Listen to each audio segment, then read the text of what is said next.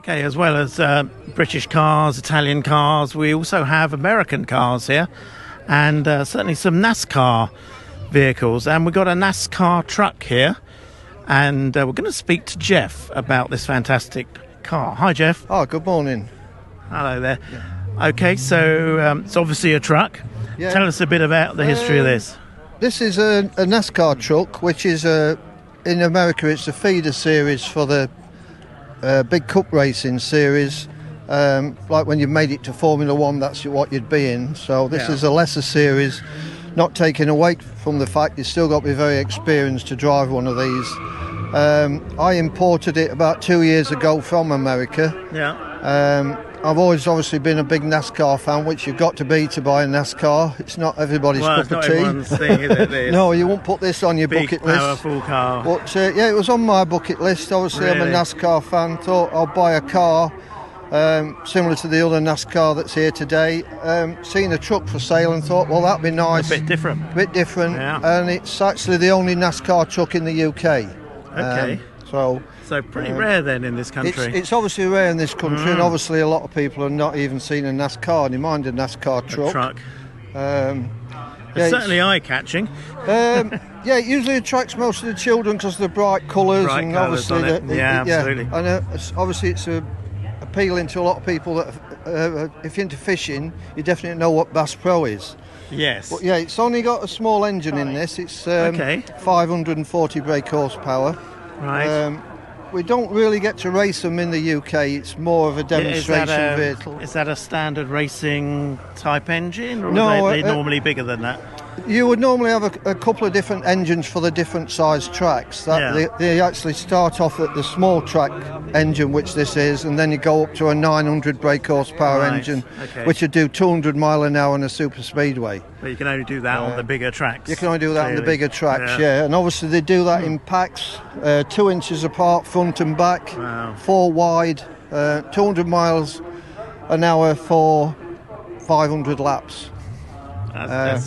It's incredible, but it's crazy as well. Yeah, it is crazy, obviously, again, in a race, you would change the tyres probably 15 times, £2,000 a set. Wow. So it's not a cheap series, obviously, to be into, No. And what's the bodywork? Is it all fiberglass? It's a mixture of fiberglass and steel. The actual... In the regulations, the floor pan's got to be steel. Okay. And then you can see a lot of it where it's joined together with bits of fiberglass and obviously the aerodynamics. Yeah. What about the back? Mainly the back is fiberglass, but a lot of the inside panels are all steel. Yeah. Right. This is all manufactured in-house by Richard Childress Racing, who built this truck originally. I mean, and to be honest, the fit on this, to say it's a race truck, is probably better than some road cars. I mean, people that are into bodywork come and have a look at it and they start looking at the panel fit, and it's amazing, really, to say it's a race truck. And it's probably going to crash when it goes out, which is not something you would think you'd put that amount of quality into to actually crash it. Truck-wise, is there anything under here, or is that just it's a big steel space frame chassis. Almost the same chassis as the car. It's just that they put a truck body on this rather than a car body. So can you put your tools in there? You can actually. I've actually got tools in there. I've got I had a flat battery earlier. I've had to change the battery, and I've still got the jack and the things that. The whole of that. Is storage. Is storage in very light. The spoiler is obviously what gives you the grip on the back, push it down, but it's very light on the back as well, and quite heavy on the front. I was just thinking that you've got a big section at the back with not a lot of weight in it. Yeah, but believe it or not, these things here are to do with the aerodynamics. The spoiler is a big part of it. It's got roof flaps.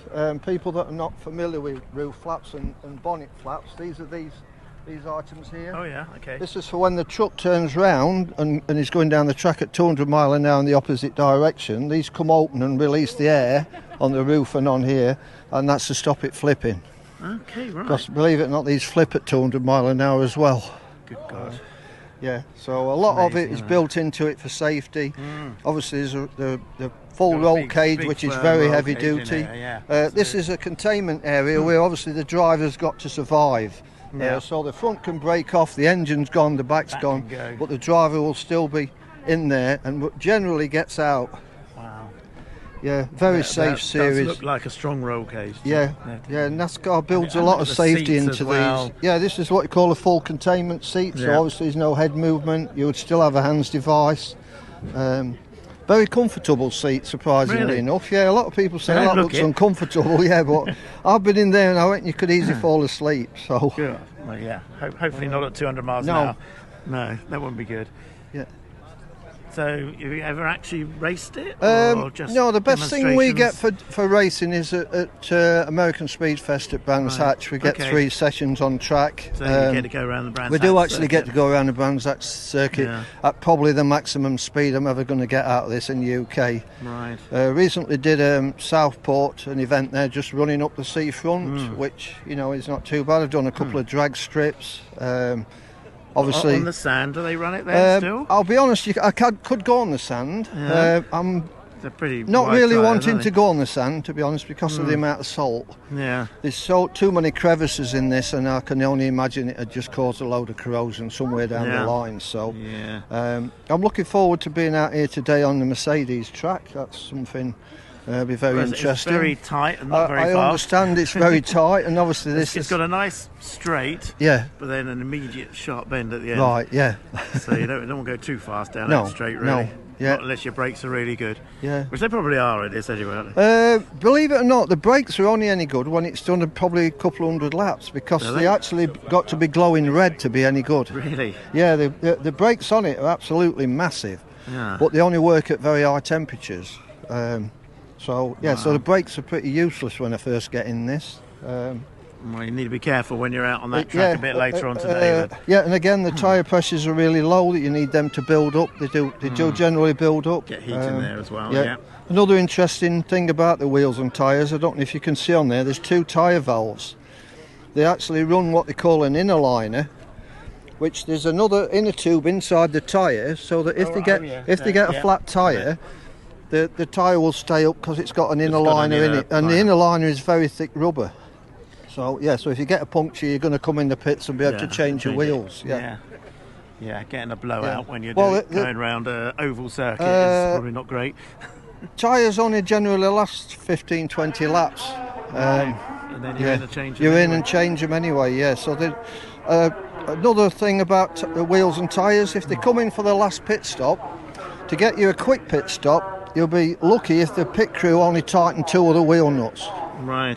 It used to be very common in NASCAR years ago. They'd only tighten 2 wheel nuts, leave all the others loose, and that give you a fast pit stop. So for the last 15 or whatever laps, the driver was driving around with only 2 wheel nuts tight. Oh my goodness. But NASCAR did clamp down on that, and they stopped them doing it now. I imagine they would. Yeah. Lovely. Well, thanks for showing us around. No, thank you for your interest. It's been really interesting. Yeah, nice and to meet enjoy you. your trip round the Mercedes-Benz I'm looking forward to it. Thank you. Lovely. Okay, we turn from the lovely NASCAR truck here, and we're going to head over to an actual NASCAR and talk to the owner here, whose name is Peter. Peter Reck. Peter Reck. Hi, Peter. How are you doing? Good, good. And we actually just been talking about the truck there, so now we've actually got the NASCAR. American NASCAR, so tell us a bit about this one. It's a 2009 model. It was originally driven by Marcus Ambrose, Australian champion, in 2009. But when it came to England, it was really new livery on it. Where it raced at Rockingham. Thank you, prompts me. Yeah, raced there for a couple of years as a ride-around. And then when Rockingham came to an end, I got hold of it. All right, and, okay. So it's been in the country for a little while then, this one? 7 years it's been in the country. 7 years, okay. And, it's all original. 700 horsepower, 9-inch locker diff, axle in it. Right. All original seat belts. Yeah, it goes like stink. Yeah, I can well imagine. I mean, I'm looking at the size of the engine here. What have we got here? We got a 700 horsepower engine. It's a V8 Chevy, small block, and it's a dart block, by the way. It's got all the right bits. High lift cam in it, 18-degree heads, 4-barrel Holly, jetted up, races on race fuel. Yeah, it's pretty good. So, we got a lot of horsepower out of this then. Yeah, I think that's the maximum you can get out of this, the small block. That's 700? 700. unless you go turbocharged. What sort of speed will that get then? At the moment, I've had 150 out of it, and I run out of track, so Yeah. you probably do 170. Wow. You change the gearing around, you'll probably go faster. Yeah. But in this country, there's no need to go that fast. No. You know, There's no competitive scene no- in this there's country no- with these cars. Like being a petrol head, you like to go as fast as you can. Well, yeah, quite. But I mean, it's a relatively lightweight car. This weighs around 1,500 kilos. We've done a lot of work to it since the new engine's gone in. We've got the lightened flywheel, Right. the small clutch, aluminium heads. So we've lost about 10 stone in weight. Right. So I suppose it's equivalent to letting your wife out of the shops. You're going to go a bit faster. So yeah, There's a lot of chunky metalwork here and it strength. in it. has to be because of the speeds they go. But they're very safe cars to drive. These front sections snap off if you're hitting something heavy. Okay. You have these tie ropes on there which keep the wheels from coming off going into the spectators. Okay. Right. Everything, it's very robust. You know, they're very safe. They're one of Yeah. the most safest cars out there, really.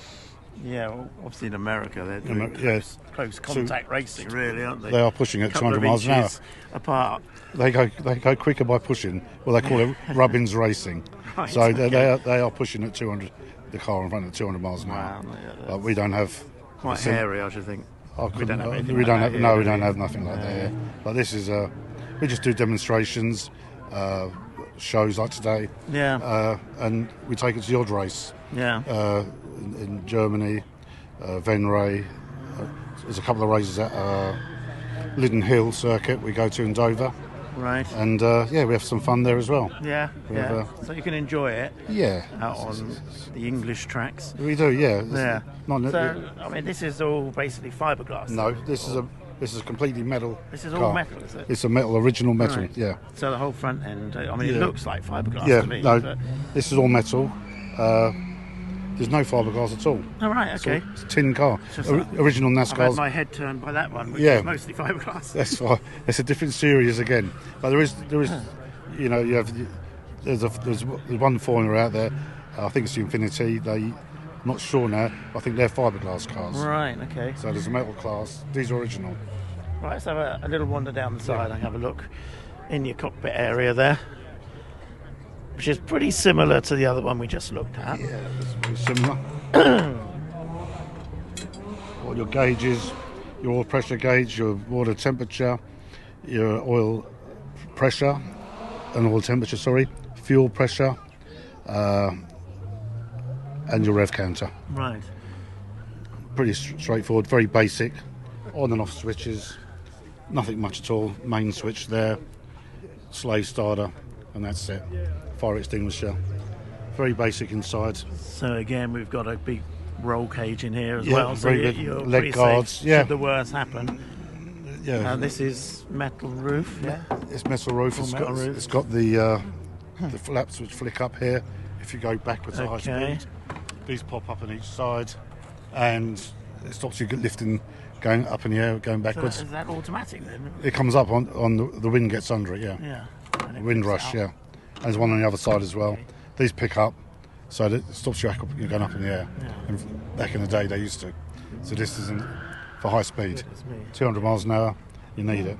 This is a camera for when they race NASCAR. All right. Okay. They for the camera crews, but they're obviously obsolete now for us. But Yeah. we leave it there for originality Yeah. and the radio aerial. Yeah. And a little tiny little aerial on there.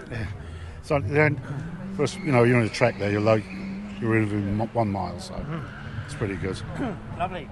Great. Well, thanks for showing us around your Nice car talking to you, today. Tim. And you're going to do the parade lap. Hopefully, yes. Yeah. Hopefully, yeah. If all goes well, Have you had starts your up. briefing?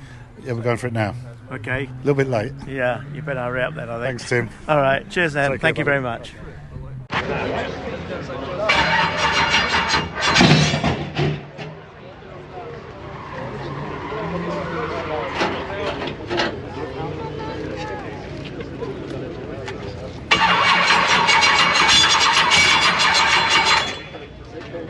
Catch the throttle, Ian.